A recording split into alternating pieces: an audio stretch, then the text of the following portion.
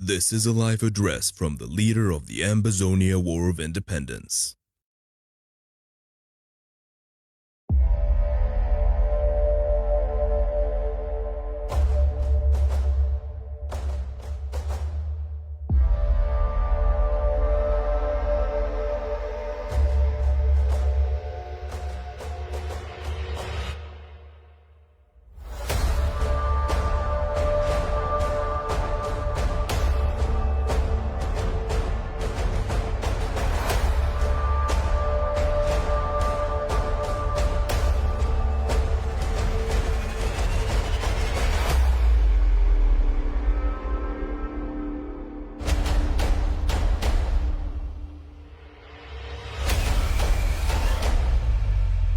Welcome to ACN.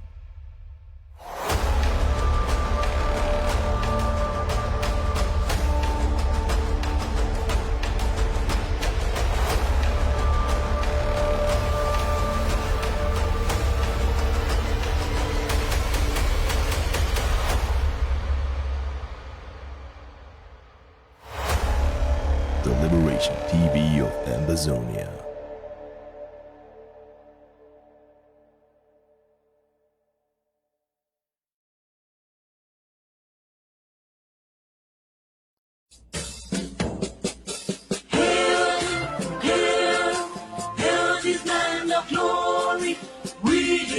Amazonian, special loyalty.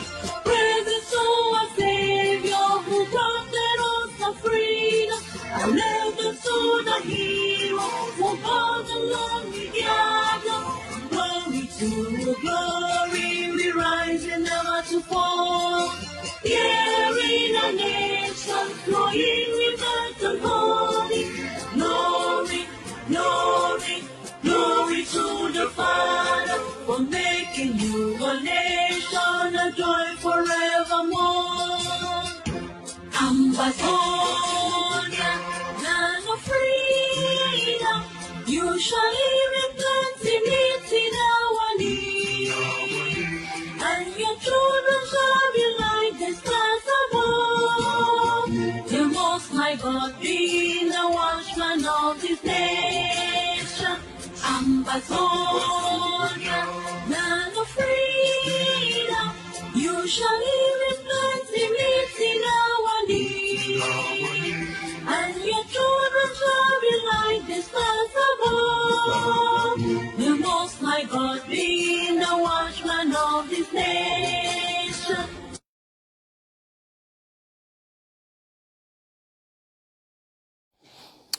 My fellow Ambazonians, Merry Christmas to each and every one of you, wherever you may be. This is Dr. Cho Ayaba'S. Particular Merry Christmas to our population who have been undergoing a lot of difficulties in the past 4 years. I really want to salute your bravery and your steadfastness towards our liberation and for accepting, like the Son of Man who was born today, accepted his fate to die on the cross for the sins of many, to make sure that we have salvation.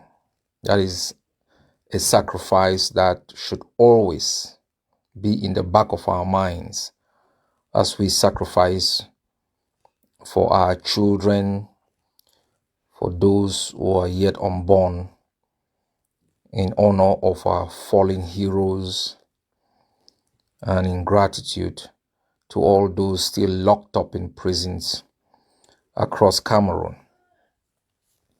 I think Christmas gives us a particular opportunity to understand what sacrifice can bring to a people. Thank you, Ambazonians, and be rest assured that despite the difficulties, sometimes uncertainties, that your sacrifices wouldn't go in vain. Those of other peoples before you never went in vain, except when they were not really determined. I send particular gratitude to our prisoners of war who have not blinked even in the face of adversity and deprivation of liberty. I want to let you know that you will switch places with your torturers and your tormentors, and you will be receiving a freed homeland as those who never blinked, who never yielded to the evil and monstrous system that took our country hostage 60 years ago. Our people should understand that there is no glory without sacrifice. You may see yourself in isolation, but if you look across the globe, every people who have achieved freedom have gone through a certain level of sacrifice. And so I enjoin all of you to continuously sacrifice for our country. We've gone through a lot of pain under Cameroon. We've gone, most importantly, through a lot of humiliation.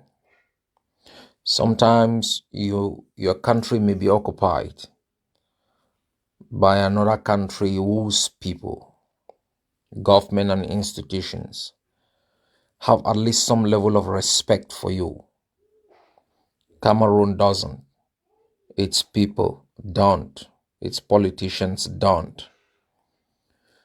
They see us, as they describe us, les Anglophiles, the Biafrans, enemies of the house, 2 cubes of sugar. They've treated us with contempt and disdain without any respect for our humanity. We are simply disposables. They've experimented with our pain with some degree of sarcasm, as though we were a lab.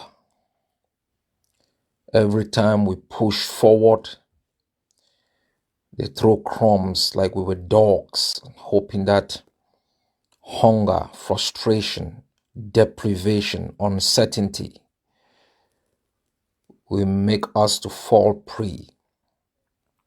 Some do, like chiefs, other enablers and infiltrators. Let's remind our people in every country that has stood the test of time, they've been traitors and infiltrators.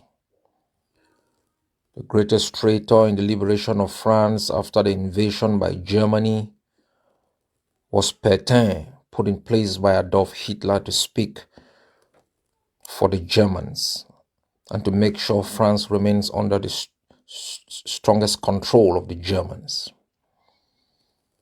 Even in the UK, the uncle of the present queen collaborated with Adolf Hitler. You had in there the Chamberlains who thought, running around Adolf Hitler, appeasing Adolf Hitler, and even surrendering different territories in Europe will satisfy the appetite of a brutal conqueror who wanted to remake Europe in the image of Germany. Until brave men like Winston Churchill rose and spoke truth to power, inspired many, millions of people, including my dad, who fought for the liberation of Europe from the scourge of Hitler's expansionism.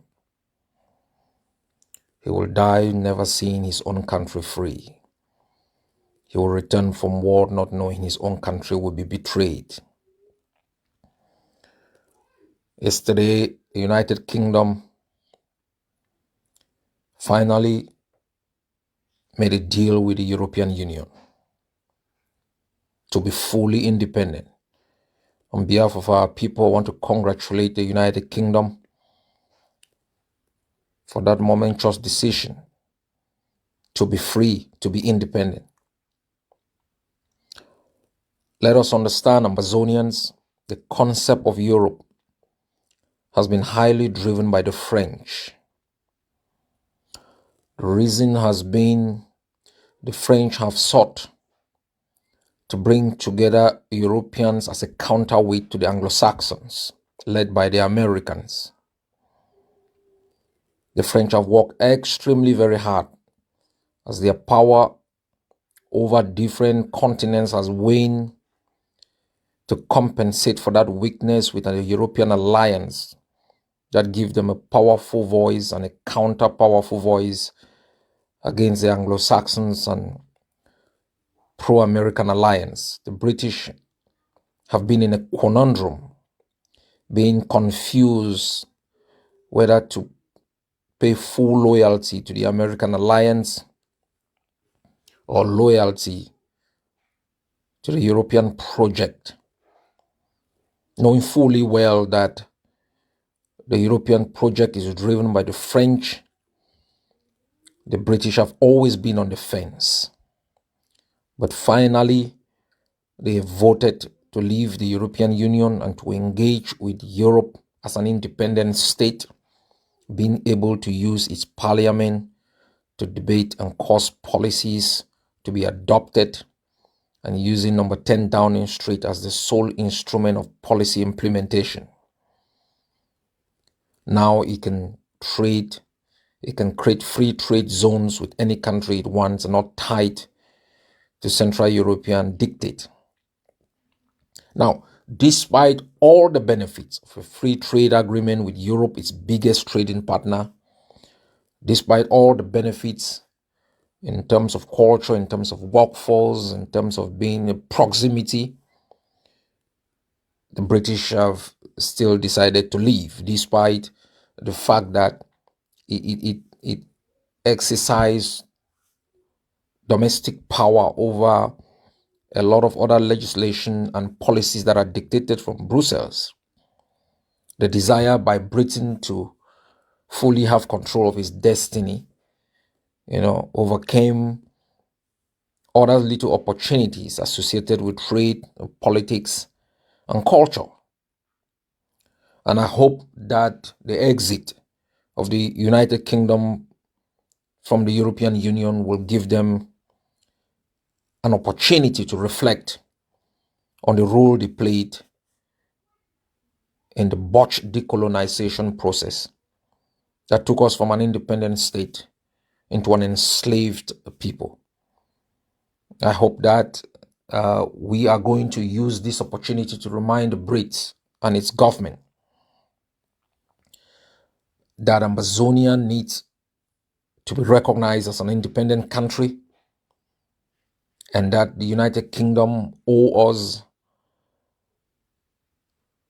apology for their misconduct and for their attitude, not only in 1961, but thereafter, continuously engaging in denial about the negative role they played.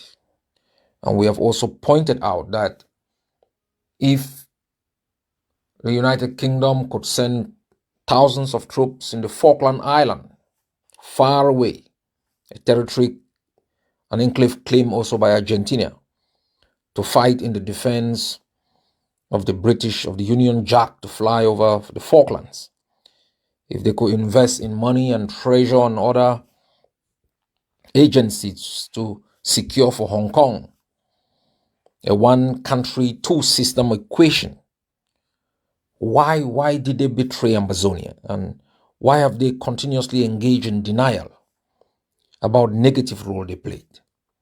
Has racism got to do with the way the Brits have conducted themselves? We know there are good people in the United Kingdom who've spoken for us about the injustices and the desire for their engagement in ensuring that the root causes of the present-day genocide in our countries is addressed. We will continuously work extremely very hard as we are doing. And our people must remain assured that we've made a lot of progress. We've made a lot of progress. There are a lot of things that are still classified, but we are working day in, day out, And there is good news. There is good news. But I want you to remain focused in the defense of our country. I also like to use this opportunity to react to a newspaper article where you have the image of the Deputy Defense Chief Capo Daniel and myself claiming that, we are being investigated for war crimes or other crimes committed in Amazonia. Let me assure our people that La Republique is so desperate that they fake my signature to threaten embassies. What puzzles me is these are people who declared war on us on an airport tarmac and claiming they were going to destroy us in a twinkle of an eye. I am baffled that haven't failed, to defeat us in battle, haven't failed to use enablers and infiltrators, to overcome their diminishing returns. They've become so desperate that, they clone my signature, become so desperate that they summon a Norwegian foreign ministry official to Yaoundé to put pressure on Norway to to deport me. Let me tell Cameroon this. I'm here in Norway. I'm here. I'm not afraid of anybody, not even the Norwegian government. I'm not afraid of anybody in this world.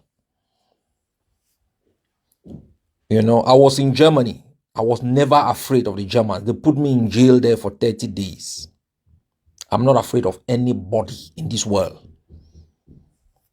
Yeah, as far as my country is concerned, I conduct myself as a leader with utmost respect for the sanctity of life and for international law.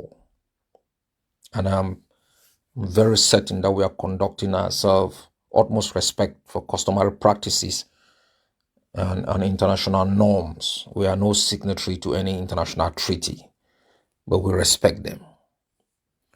So you never be afraid. Let Yaoundé also know that if by some luck they can put their hands on me, they should drop me in the Atlantic Ocean, or they should kill me immediately because they cannot lock me up. I will explode their jails. Let them not think that I am the orders that they have put in there. I am going to conduct the war anywhere I'm detained, except I will have no phone, no writing material, and they will seal my mouth. So if by some chance they put their hands on me, they should eliminate me immediately, because wherever they will lock me up, I will explode that place. I will turn everyone to fight them. This is a battle. They win or we win. They will conquer us in war, but they will not use their domestic law to trick us into servitude.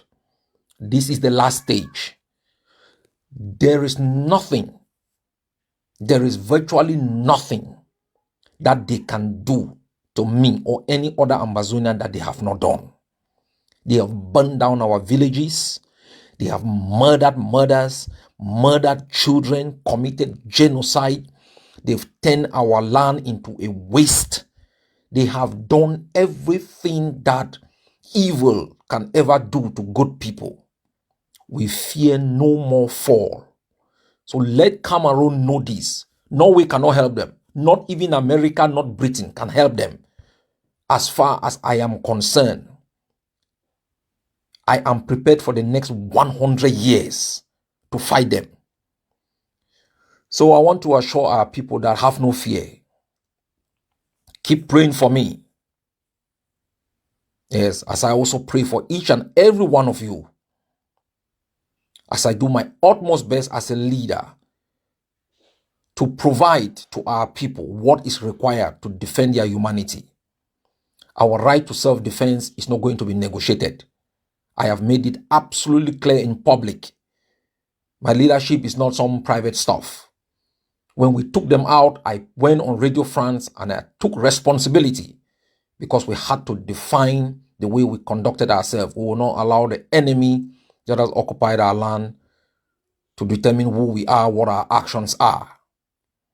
We have a right under natural law to defend ourselves from the aggression of a brutal occupier.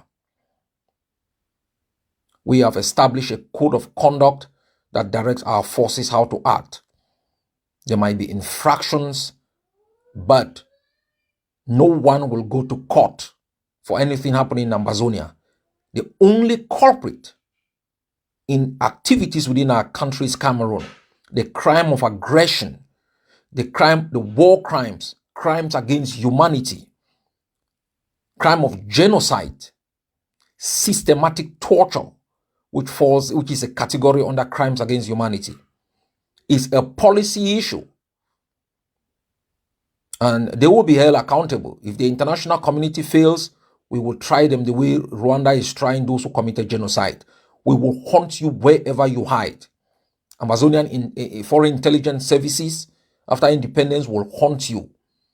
I've asked our forces to look out for the graves of Oben Peter Ashu, continuously monitor the grave of Ekema and any other enabler and infiltrator that has died. We will exhume the body and put it on trial. Be confident, Amazonians, have no fear. The 90-year-old grandpa can't do your leader anything. I've fought them for 32 years. I'm still alive by the grace of God and by your constant prayers. And until the most supreme high determine when my time will come to an end, I fear no one. The butchers must leave our land. And we will fight them to the gates of hell. Let them know it. That if I sleep 4 hours, 2 hours in, I'm still thinking of how to get weapons to our people. For 22 hours awake, that is my only thought. How to get weapons to our people. I don't think about anything. You can think about the weather. You can think about diplomacy. Diplomacy for me is a subset to the overall strategy. We've got to stabilize the ground. Our mission in 2021 is to stabilize Ambazonia, project force and power, and to make sure that our forces on the ground are equipped to deal with the challenge of defending the homeland, policing the community, and providing support, as we have seen during this Christmas period, to a vulnerable population. We will remain steadfast. I will be delivering a New Year policy statement.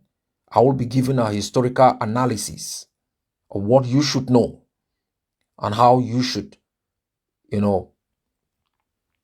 be ready for what is coming. God bless you and Merry Christmas to all the families that are struggling, to all our people who are going through difficulties.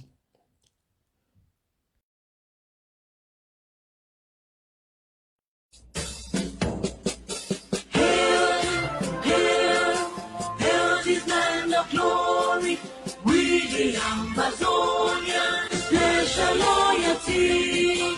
Praise to our Savior who granted us the freedom. And never to the hero who called the lonely gather. Glory to glory, we rise and never to fall. Here in a nation, flowing rivers and holy. Glory, glory, glory to the Father for making you a nation, a joy forevermore. Ambazonia, land of freedom, you shall live in plenty, meet in our need. And your children shall be like the stars above. The Most High God being the watchman of His nation. Ambazonia, land of freedom, you shall live in plenty, meet in our need. And your children shall be like the stars above.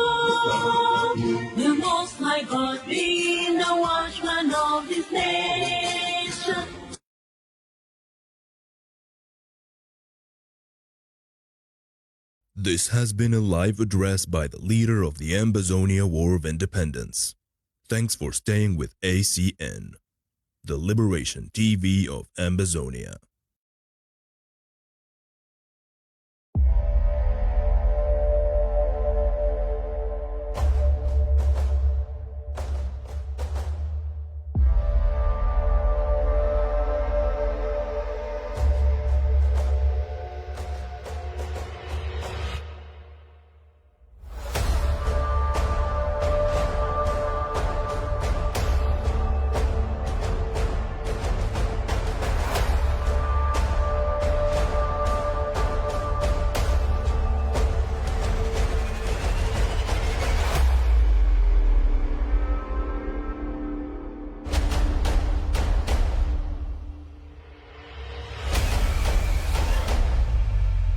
Welcome to ACN.